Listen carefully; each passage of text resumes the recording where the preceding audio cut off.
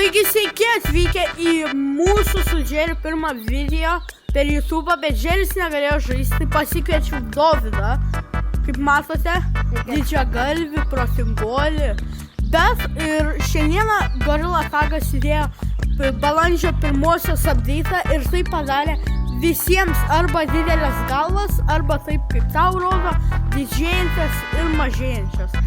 Ir daugiau Gorilla Tagas dar nepadarė vien dalyko, kuris man taip stipriai nepatinka, kad Gorilla Tagas nesupranta, nepadaro, nes kai ateinate jūs į shopą, einate balsuoti ir kai pamatote, pikseliai tenais grafikos darius nesutvarkė vieno mažiausio dalyko, kuris man taip stipriai užknisa, net negaliu.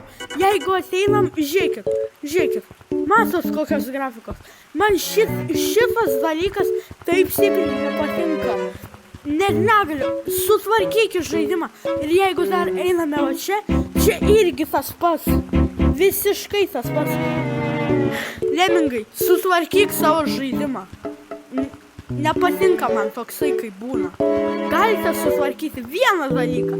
Ir artėja update'as čia. Jeigu nematėte per mano YouTube, per mano TikTok'o kanalą, mes kalbėjome apie tai, kad tenais bus naujas update'as, bus su gyvūnėliais kaip Pokemonas. Ir šope jeigu sekat mane, už 3 dienų bus tasai Pokemonų update'as.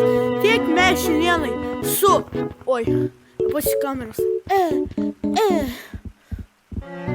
Tiek mes šiandieną su Dovydu norėjom pasakyti. Viso gero.